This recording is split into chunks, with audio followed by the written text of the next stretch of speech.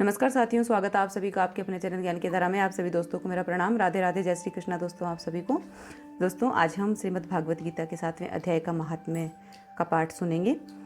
श्रीमद् भागवत गीता का 7वां अध्याय, जिसे ज्ञान विज्ञान योग भी कहा जाता है, ज्ञान और भक्ति के महत्व पर प्रकाश डालता है और यह बताता है कि कैसे भगवान की सच्ची भक्ति और ज्ञान के माध्यम से मोक्ष प्राप्त किया जा सकता है। दोस्तों इस वीडियो को आप पूरा अंत तक देखिएगा। वीडियो अच्छी लगे तो इसे एक लाइक करें और इसे अपने परिवार में भी अन्य सदस्यों को ज़रूर से शेयर करना ना भूलिए। तो चलिए दोस्तों, आज हम शुरू करते हैं श्रीमद् भागवत गीता का 7वां अध्याय। इससे दोस्तों पितरों की सद्गति भी होती है। श्रीमद् भागवत गीता के 7वें अध्याय का महात्म्य। भगवान शिव कहते हैं, हे पार्वती, अब मैं 7वें अध्याय का महात्म्य बतलाता हूँ, जिसे सुनकर कानों में अमृत भर जाता है। पाटलिपुत्र नामक एक दुर्गम नगर है, जिसका द्वार बहुत ही ऊंचा है। उस नगर में शंकुकर्ण नामक एक ब्राह्मण रहता था।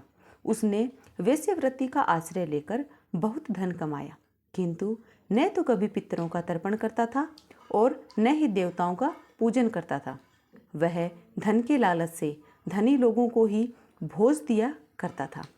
एक समय की बात है, उस ब्राह्मण ने अपना चौथा विवाह करने के लिए पुत्रों और बंधुओं के साथ यात्रा की।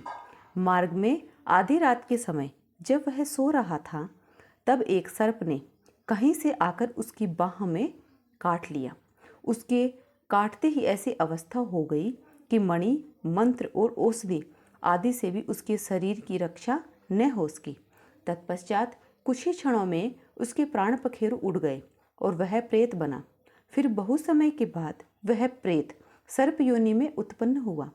उसका मन धन की वासना में बंधा था। उसने पूर्व वृत्तांत को स्मरण करके सोचा, मैंने घर के बाहर करोड़ों की संख्या में अपना जो धन गाड़ रखा है, उससे इन पुत्रों को वंचित करके स्वयं ही उसकी रक्षा करूंगा। सांप की योनि से पीड़ित होकर पिता ने एक दिन स्वप्न में अपने पुत्रों के समक्ष आकर अपना मनोभाव बताया। तब उसके पुत्रों ने सवेरे उठकर बड़े विस्मय के साथ एक दूसरे से स्वप्न की बातें कही। उसमें से मंझला पुत्र कुदाल हाथ में लिए घर से निकला और जहां उसके पिता सर्प योनि धारण करके रहते थे, उस स्थान पर गया। यद्यपि उसे धन के स्थान का ठीक ठीक पता नहीं था, तो भी उसने चिन्हों से उसका ठीक निश्चय कर लिया और लोभ बुद्धि से वहां पहुंचकर बिल को खोदना आरंभ किया। तभी एक बड़ा भयानक सांप प्रकट हुआ और बोला कि अरे मूर्ख, तू कौन है? किस लिए आया है? यह बिल क्यों खोद रहा है? किसने तुझे भेजा है? पुत्र बोला कि मैं आपका पुत्र हूँ, मेरा नाम शिव है। मैं रात्रि में देखे हुए स्वप्न से विस्मित होकर यहाँ का धन लेने के लिए आया हूँ।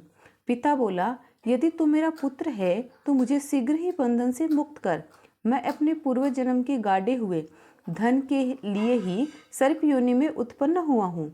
पुत्र बोला कि पिताजी, आपकी मुक्ति कैसे होगी? इसका उपाय मुझे बतलाइए, क्योंकि मैं इस रात में सब लोगों को छोड़कर आपके पास आया हूँ।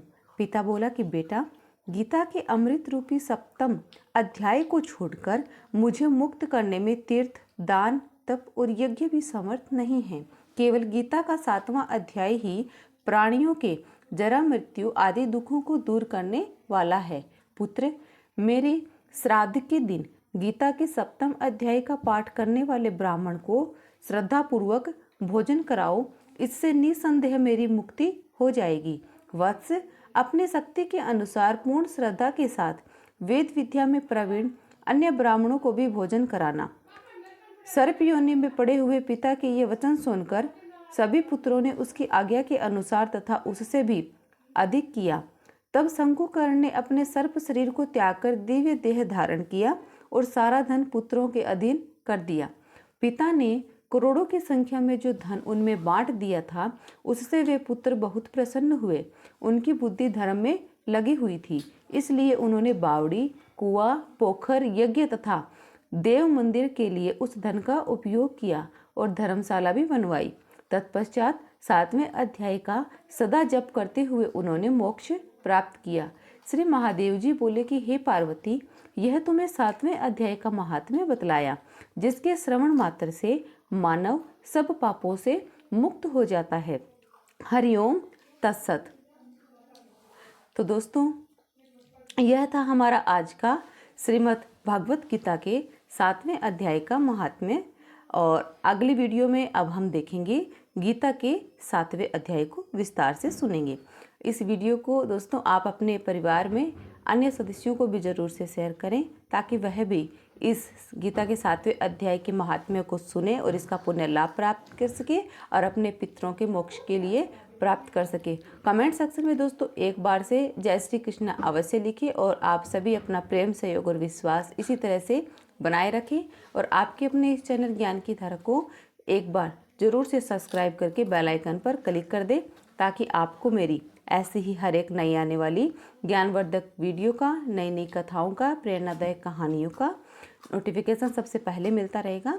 तो चलिए दोस्तों, मिलते हैं अब हम एक नई वीडियो में और गीता के 7वें अध्याय के साथ। तब तक के लिए आप सभी दोस्तों को मेरा प्रणाम। राधे राधे, जय श्री कृष्णा। दोस्तों, आप सभी को